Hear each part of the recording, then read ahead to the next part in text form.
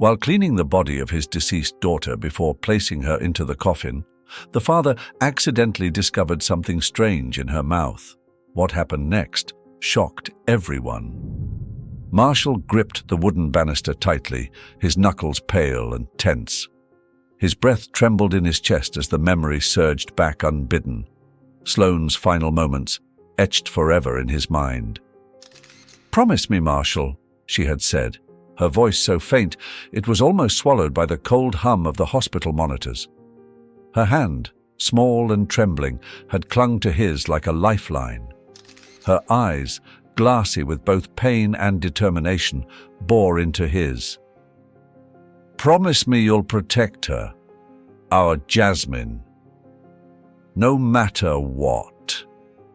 Marshall had nodded, his voice caught somewhere deep in his throat, unable to rise past the lump of fear and sorrow.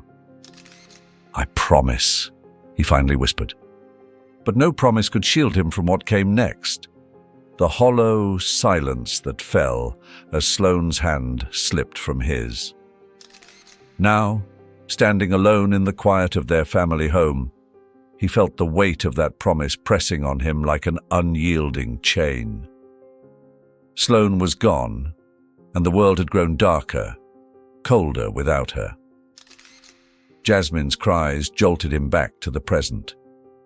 The sound was sharp, desperate, and reminded him she was still so small, so helpless. He moved quickly, cradling her in his arms. The little bundle quieted at his touch, but her face was scrunched in distress. "Shh, it's all right," Marshall murmured, his voice more for himself than the infant. "Daddy's here." The nursery was sparse but lovingly prepared, with Sloane's touch visible in every corner, the pale yellow walls, the mobile of silver stars above the crib. Sloane had spent hours choosing just the right shades, the softest fabrics, and now every detail was a painful reminder of what was missing. Marshall sank into the rocking chair, Jasmine nestled against his chest. He looked down at her small face, so peaceful now, and felt a pang of guilt. Was it enough, what he was giving her? Could he be both father and mother? He whispered, "Sloane, I don't know how I'm supposed to do this without you." Aurora arrived 2 weeks after the funeral, her face lined with grief, but set with purpose. Marshall opened the door to find her standing there, clutching a small suitcase in one hand and Sloane's favorite quilt in the other. "I couldn't let you do this alone," she said simply, stepping inside before he could protest. Aurora had always been a strong woman, the kind who could calm a storm with just a look. She moved into the house as if she'd always been there, filling the space with a quiet energy that Marshall hadn't realized he needed. She brought Sloane with her in every way that mattered. There were the photo albums she unpacked, the recipes she insisted on cooking, the lullabies she sang to Jasmine at night. For Marshall, it was both a comfort and a torment, each reminder of Sloane pulling him closer to her memory, but also making her absence more unbearable. "You're doing just fine, you know," Aurora said one night as they sat together at the kitchen table. The house was still, save for the soft hum of the baby monitor. "Sloane would be proud of you." Marshall shook his head, staring down at his coffee mug. "I don't feel like I'm enough. I made her a promise, and every day I wonder if I'm failing her." Aurora reached across the table, her hand firm and steady on his. "You're not failing. Loving Jasmine, being there for her. That's all Sloane ever wanted for her daughter. And you're doing that, Marshall." The first year was a blur of sleepless nights and slow healing. Jasmine grew quickly, her laughter becoming the bright thread that tied their fractured family together. Aurora's presence gave Marshall the space to breathe, to mourn, without the constant pressure of carrying everything alone. By Jasmine's 3rd birthday, the house began to feel like a home again. Marshall spent hours in the garden, teaching her how to dig holes for the flowers she adored. Jasmine would toddle around with dirt-streaked hands, her curls bouncing as she called for "Daddy" to come look at her work. Marshall couldn't help but smile, even on the hard days. She was his light, his reason to get out of bed every morning. Every time he looked at her, he saw Sloane in her, the same tilt of her head, the same quiet curiosity in her eyes. "She's going to be a handful," Aurora said one afternoon, watching Jasmine chase butterflies across the lawn. Marshall laughed, the sound surprising him with its ease. "She already is." And for the first time in years, he felt a flicker of something close to hope. One day, Aurora's voice cut through the still afternoon air, calm but laced with an undertone of worry. "Jasmine, stay where I can see you." The little girl paused mid-step, a small bouquet of daisies in her dirt-streaked hand. She turned back to her grandmother with a grin that lit up her freckled face, her curls bouncing as she spoke. "I'm right here, Grandma. Just looking for the prettiest ones." Marshall leaned against the porch railing, watching his daughter with a mixture of pride and unease. Jasmine was a force of nature, a whirlwind of energy and curiosity. But she carried an innocence that felt as fragile as the petals she adored. He couldn't help but think of Sloane, how she'd once moved through this same garden with that same quiet joy. "She's got a mind of her own," Marshall murmured, his tone affectionate but edged with a father's constant worry. Too much for her own good sometimes. Aurora chuckled softly, though her eyes didn't leave Jasmine.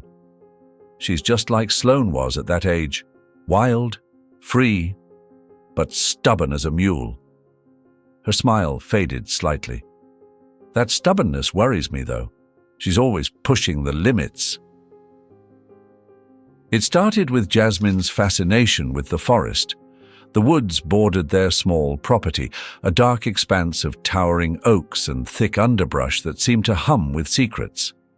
To Jasmine, it was a magical kingdom waiting to be explored, a place full of treasures, flowers, berries, smooth stones glinting in the sunlight. "Daddy, can I go into the woods, just a little bit, to find more flowers?" she'd asked one day, her voice brimming with excitement.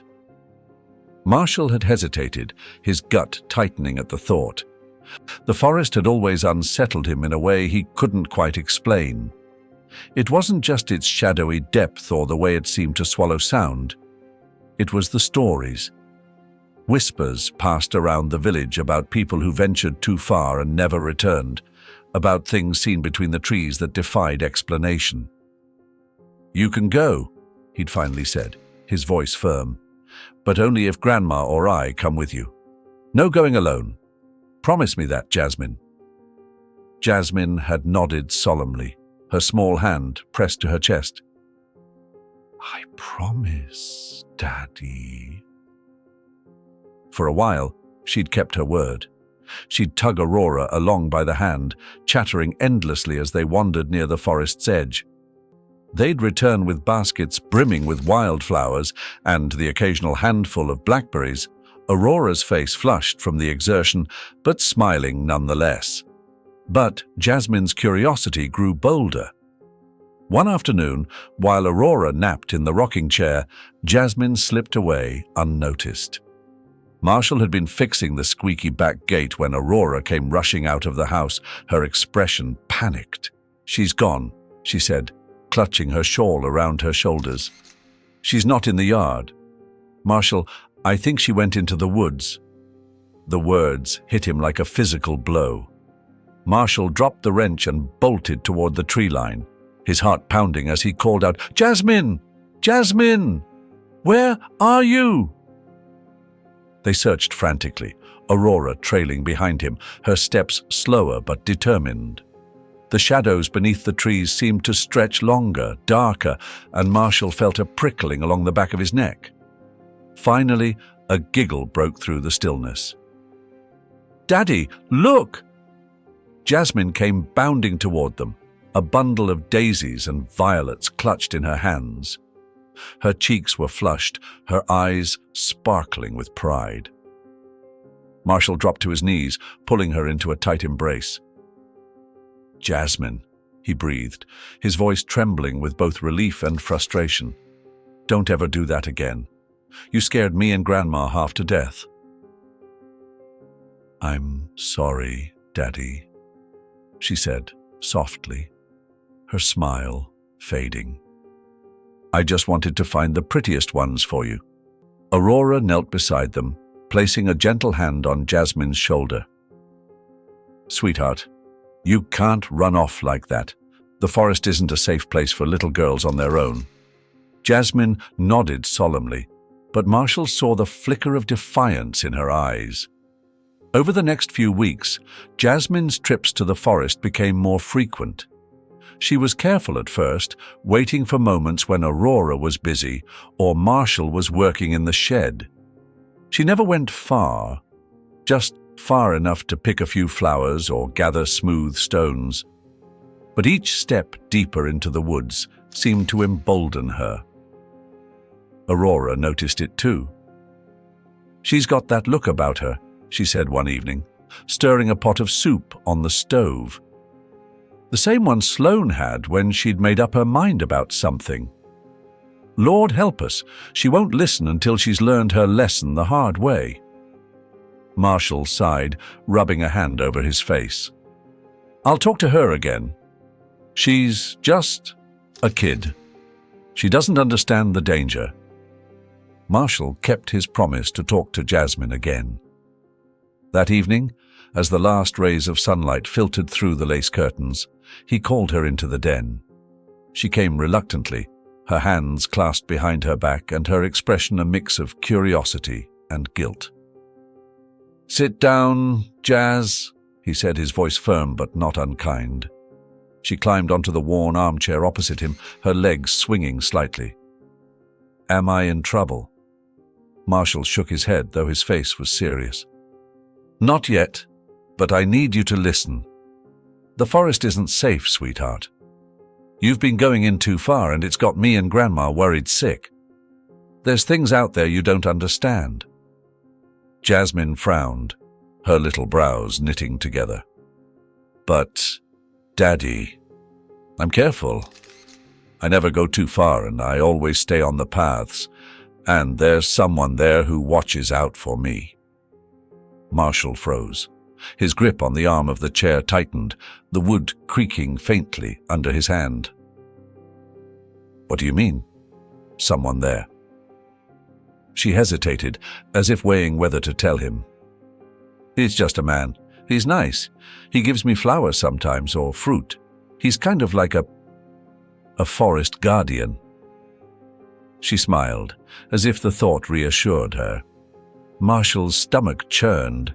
He forced his voice to stay calm. "Jazz, what does this man look like?"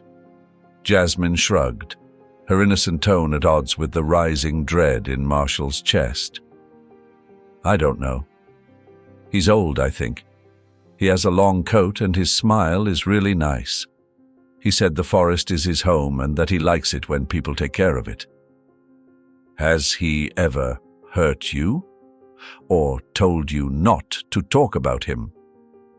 "No," she said quickly. "He just gives me things and says to keep the forest clean. That's all." Marshall nodded slowly, his mind racing. He didn't want to scare her, but every instinct screamed that this was no innocent encounter.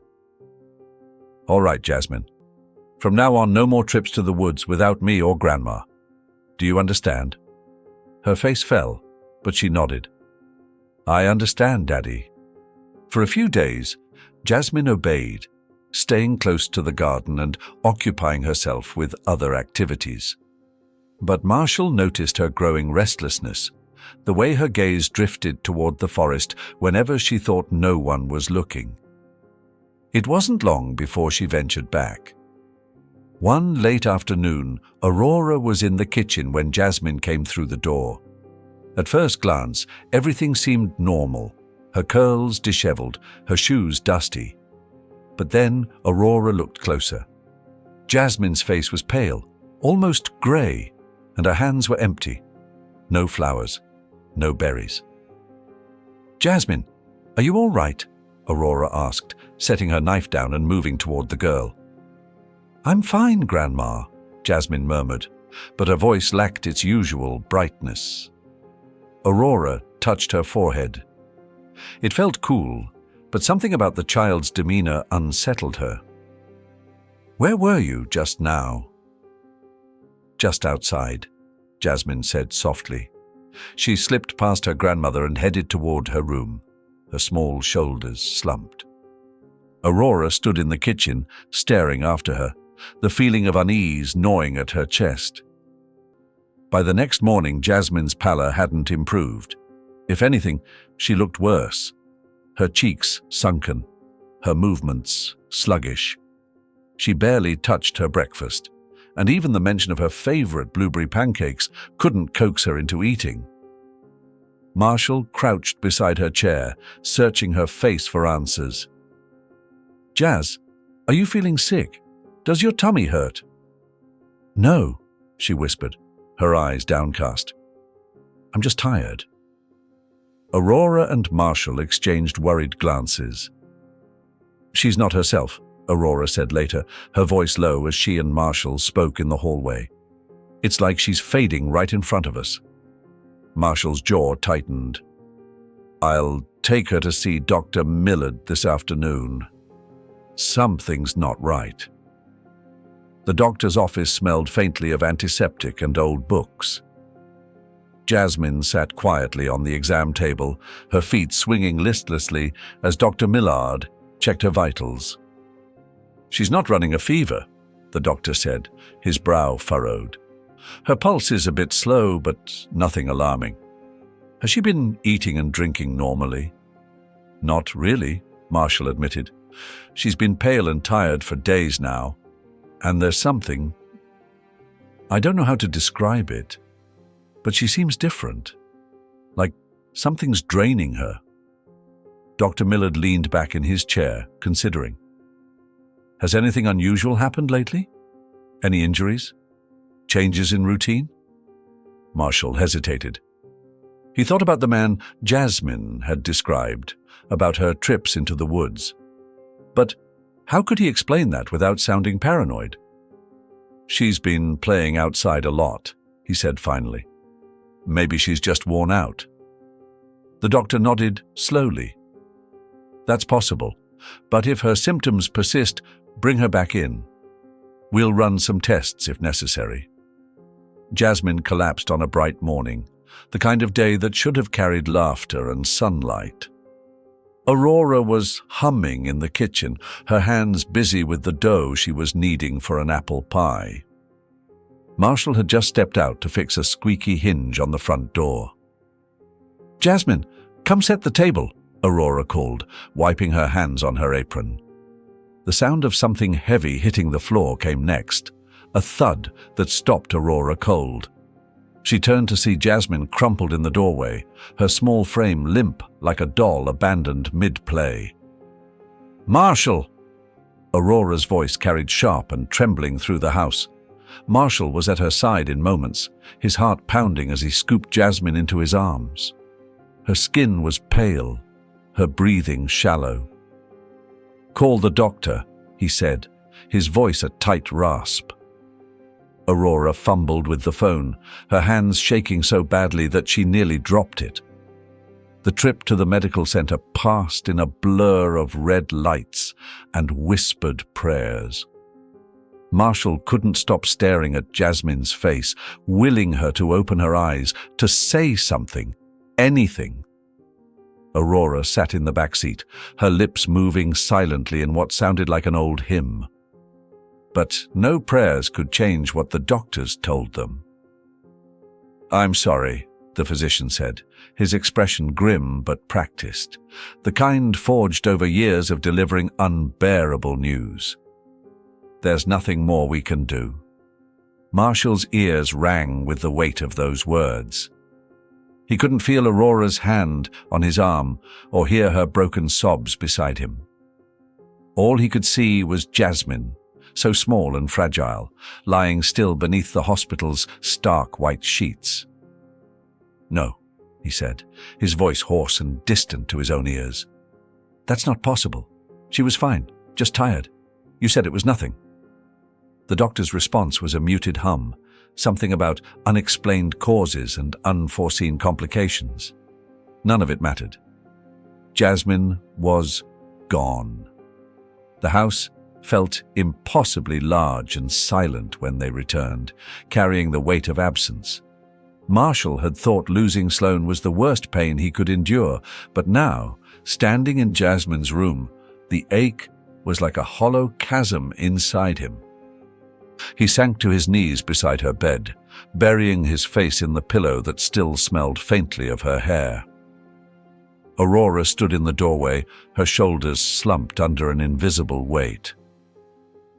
"Marshall," she said gently, her voice thick with grief. "You shouldn't be alone right now." "I need to do this," he murmured, not looking up. "I'll wash her. She deserves that. At least that."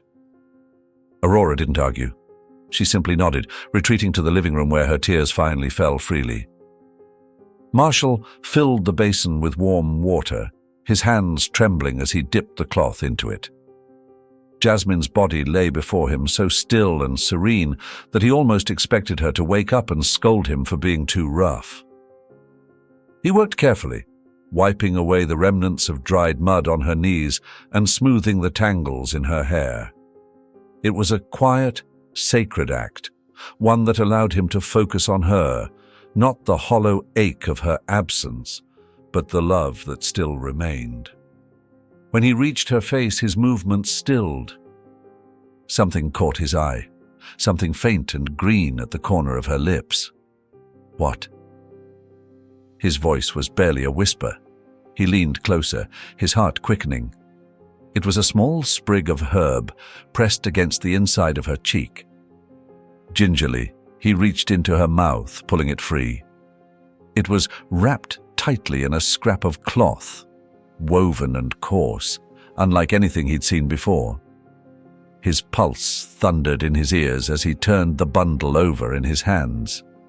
A faint, earthy scent clung to it, one that was eerily familiar. "Marshall?" Aurora's voice came from the hallway, hesitant and soft. He rose quickly, clutching the strange bundle. "Aurora, come here. Look at this." She stepped into the room, her brow furrowing as she peered at the cloth in his hand. "What is that?" "I don't know," Marshall said, his voice tight. "But it was in her mouth. Someone put it there." Aurora's face paled. You think this has something to do with that man she mentioned? The one in the woods?" Marshall nodded slowly, his jaw set with a grim determination. "It has to. This isn't natural. Someone did this to her." The next morning, Marshall went into the village, clutching the bundle tightly in his hand. He showed it to every person he met, describing its scent and texture, asking if anyone recognized it. Most shook their heads, offering murmurs of sympathy, but no answers. It wasn't until he reached the edge of town, speaking to an older man who had lived there all his life, that he received a glimmer of insight. "That cloth," the man said, squinting at it. "Looks like something old Eddie used to wear. Lived out by the woods, he did. Called himself a healer, but there were rumors. Folks said he dabbled in strange things." "Where can I find him?" Marshall demanded. The man hesitated. "Don't know if he's still around. Haven't seen him in years. But if he is, he'll be deep in the forest. That's where he always kept to himself." Marshall's grip tightened around the bundle. "Thank you." As he turned back toward home, his resolve hardened. Whatever the truth was, he would find it. He owed Jasmine that much. Marshall didn't waste time after leaving the village. The old man's words rang in his ears, weaving a thread of determination that carried him forward, deeper into the heart of the mystery. The bundle in his hand felt heavier with every step, its presence a constant reminder of what had been done to Jasmine. Aurora was waiting for him on the porch when he returned. Her face was lined with worry, but she didn't speak right away. Instead, her eyes fell to the bundle he clutched so tightly, as though it might vanish if he let go. "What did you find out?" she asked finally, her voice steady but soft. Marshall didn't stop moving, stepping past her toward the house. "Pack a bag with some water and a lantern," he said, his voice clipped. "We're going into the woods." The sun had already begun to sink by the time Marshall and a handful of villagers reached the forest's edge. The group was small, just the old man who had pointed him in the right direction and a few others who had been shaken by the strange rumors surrounding Jasmine's death. They moved carefully, the air heavy with the mingling scents of pine and damp earth. Each snap of a twig beneath their boots sent echoes into the surrounding trees, and though no one said it aloud, the weight of the forest's silence pressed on them all. The old man led the way, his steps slow but certain. "He's out here somewhere," he muttered, his eyes scanning the shadowed distance. Kept to himself mostly. Folks thought it was harmless until they didn't. Marshall followed close behind, his jaw tight, as he thought of Jasmine's pale face and lifeless hands. He gripped the lantern in one hand, the other resting on the strap of the bag slung over his shoulder. It was nearly dusk when they found the cabin. Hidden behind a thick curtain of brambles, it seemed to rise out of the earth itself, the wood dark and weathered with age. Smoke curled lazily from a crooked chimney, and the faint smell of burning herbs drifted on the wind. "That's it," the old man whispered, his voice barely audible. "That's where he is." Marshall didn't hesitate. He stepped forward, his boots crunching against the underbrush. The others followed at a distance, their nerves evident in the way they lingered near the edge of the clearing.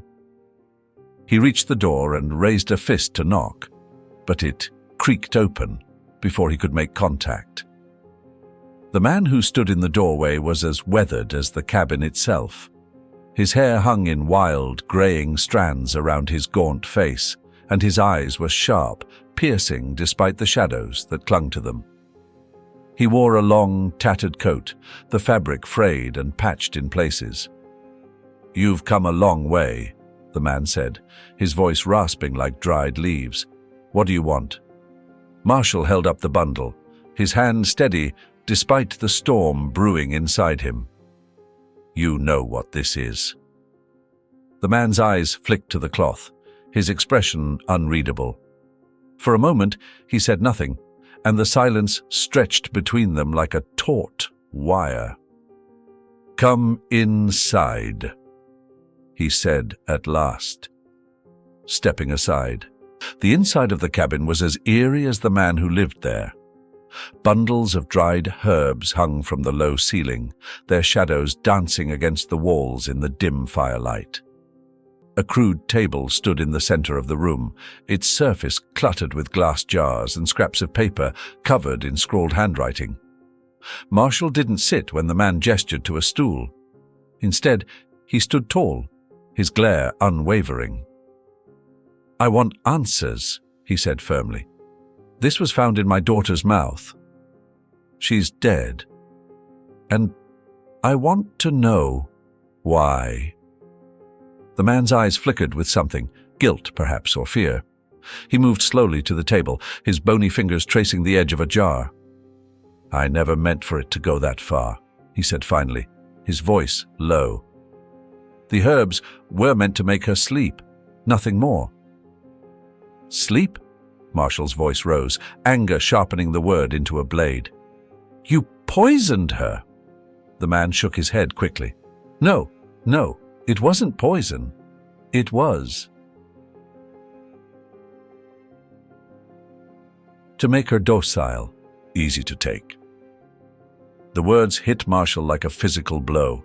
He felt his breath catch in his chest, the room spinning slightly around him.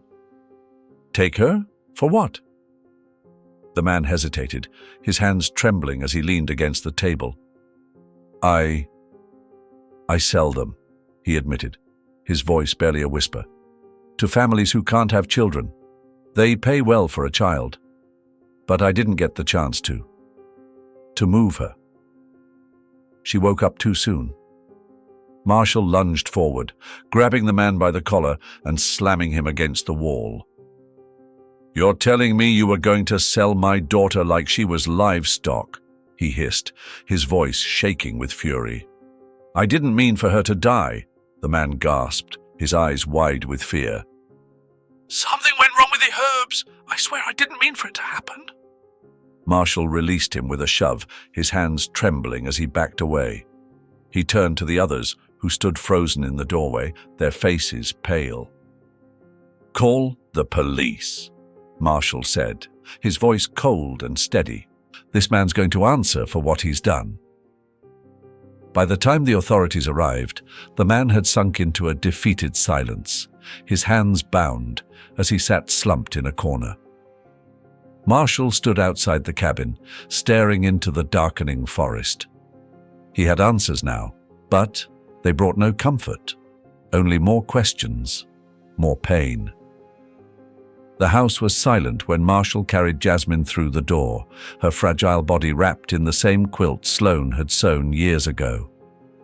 Aurora met him in the hall, her face a mask of quiet worry and desperate hope. She reached out, her hands trembling to touch Jasmine's cheek. She's cold, Aurora whispered, tears brimming in her eyes. Marshall, are you sure?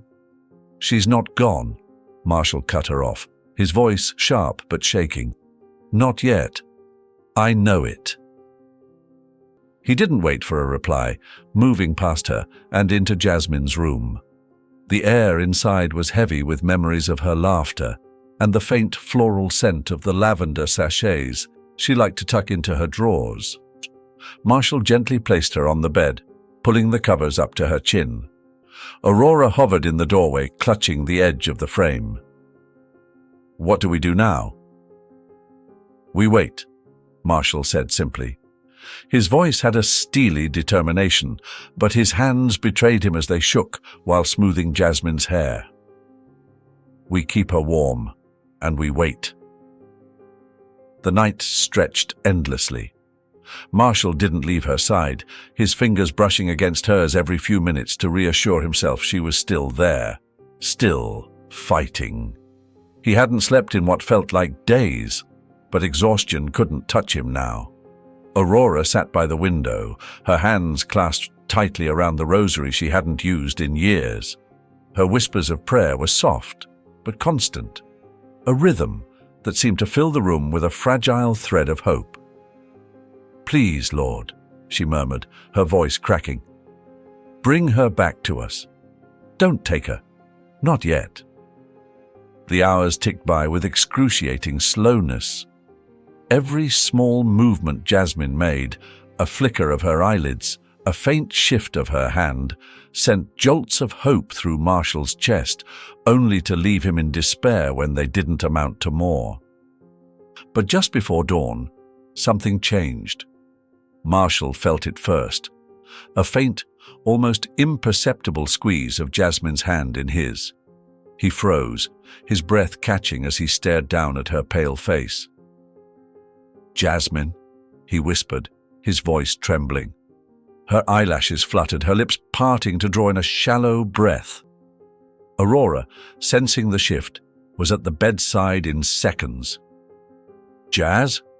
Marshall said again, his voice louder now, filled with equal parts fear and hope. Her eyes opened slowly, unfocused at first, but then they found his face. Her lips moved, and though her voice was barely audible, the word reached him like a shout. Daddy. Marshall broke. Tears he hadn't let himself shed in days spilled freely as he gripped her hand tightly, pressing it to his face. "I'm here, sweetheart. I'm right here." Aurora sank to her knees beside the bed, sobbing into her hands. "Thank you," she whispered over and over, her voice shaking. Jasmine's recovery was slow. She drifted in and out of sleep for hours, her voice faint but steadying each time she spoke. Marshall and Aurora took turns feeding her small spoonfuls of broth and water, watching her carefully for any sign of distress. When she was finally strong enough to speak more than a few words, Marshall sat beside her, his expression gentle but serious. "Jazz, can you tell me what happened?" he asked softly. She hesitated, her small hands twisting the edge of the blanket. "There was a man," she said finally, her voice thin. "He was nice at first. He gave me berries and flowers and told me stories about the forest." Marshall's jaw tightened, but he didn't interrupt. "Then one day, he gave me something to eat," Jasmine continued. "It was bitter, but he said it would make me feel happy. After that, everything got blurry." She looked up at him, her eyes wide and fearful. "I couldn't move, Daddy. I couldn't even talk, but I could hear him." Marshall swallowed hard. "What did he say?" "He said he was going to take me somewhere," Jasmine whispered, "to a family who needed a little girl." Her voice broke on the last word, and tears spilled down her cheeks. Aurora wrapped an arm around her, pulling her close. "You're safe now, baby," she murmured, her own voice thick with emotion. "It was Grandma's voice," Jasmine said suddenly, looking up at them. "I heard her calling me. That's when he got scared and ran away." Aurora's grip tightened, and her lips trembled. "Oh, Jazz," she whispered. Marshall nodded, his hand resting gently on Jasmine's shoulder. "He'll never hurt you again," he said firmly. "I promise." In the days that followed, the house slowly filled with life again. Jasmine's laughter returned, fragile at first, but growing stronger with each passing day. Marshall couldn't help but hover, his protective instincts heightened, but he tried not to smother her. The decision to leave came one quiet evening, as Marshall sat on the porch, watching Jasmine chase fireflies in the yard. Aurora sat beside him, knitting by the fading light of the day. "She's healing," Aurora said softly, her eyes never leaving the girl. "But this place holds too many shadows, Marshall. Too many things neither of us can forget." Marshall nodded, his gaze steady on Jasmine as she laughed, her hands cupped around a flickering light. "I've been thinking the same thing," he admitted. "It's time we start fresh. Somewhere far from here." Aurora didn't argue. She simply reached over and patted his hand. "Then we'll go. Together." The move was slow and deliberate, each item packed with care and memory. They left behind the house but carried pieces of it with them. Sloane's quilt, Jasmine's favorite books, the small wooden cross Aurora had hung above her bed.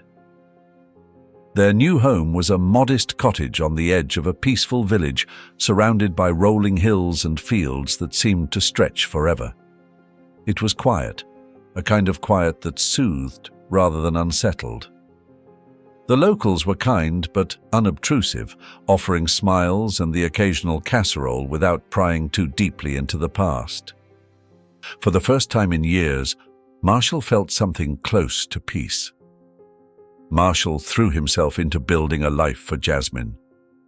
Each morning, he walked her to the small schoolhouse at the center of the village, his hand resting protectively on her shoulder.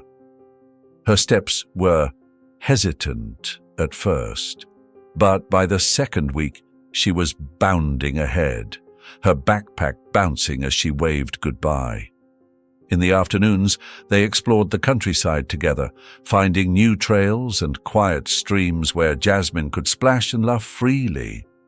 Marshall taught her how to skip stones, his heart swelling each time her giggles echoed through the still air. Aurora, meanwhile, made their cottage a home. She filled it with the sense of baking bread and fresh flowers, her laughter a constant presence that brightened even the cloudiest days.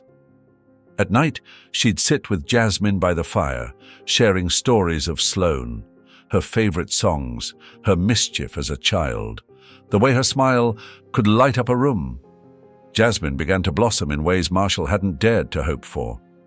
She was no longer the carefree child she'd been before the forest, but there was a strength in her now, a quiet resilience that made him proud. "Daddy," she said one afternoon as they worked in the garden, her small hands digging in the dirt beside his, "do you think Mummy would like it here?" Marshall paused, the question catching him off guard. He looked at her, the sunlight catching the golden strands of her hair so much like Sloane's. "She'd love it," he said, his voice steady. "She'd love how happy you are." Jasmine smiled, her cheeks dimpling as she planted a flower. "I think so too." Though the past lingered in small, quiet ways, it no longer felt like a weight they couldn't carry. Marshall would sometimes catch Aurora staring out the window, her knitting forgotten in her lap as her thoughts wandered. And on sleepless nights, he'd find himself walking the edge of their new property, his gaze drawn to the distant woods. But these moments were fleeting, and they didn't overshadow the life they were building. One evening, as the sun dipped low and the sky turned shades of amber and rose, the three of them sat together on the porch. Aurora rocked gently in her chair, humming a tune Marshall recognized from his childhood. Jasmine sat cross-legged on the steps, braiding wildflowers into a crown. Marshall watched them, his heart full in a way he hadn't thought possible after losing Sloane. "I made a promise to your mama," he said suddenly, his voice breaking the comfortable silence. Aurora looked up, her knitting needles pausing mid-stitch. Jasmine turned, her flower crown tilted in her hands. "She made me promise I'd take care of you," Marshall continued, his eyes on Jasmine, "that I'd keep you safe no matter what." He smiled, his voice softening. "And I like to think she'd be proud of us, of this." Jasmine stood, placing the crown gently on his head with a giggle. "You look silly, Daddy," she teased, but her eyes were shining with love. Aurora chuckled, her laughter blending with the sound of the crickets starting up in the fields. As the first stars appeared in the sky, Marshall leaned back, letting the moment settle around him like a warm blanket.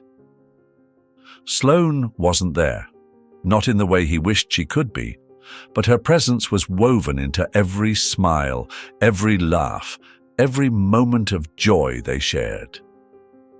For the first time, Marshall allowed himself to believe that they were going to be okay. And as he looked at his small, resilient family, he knew that the promise he'd made to Sloane had been kept.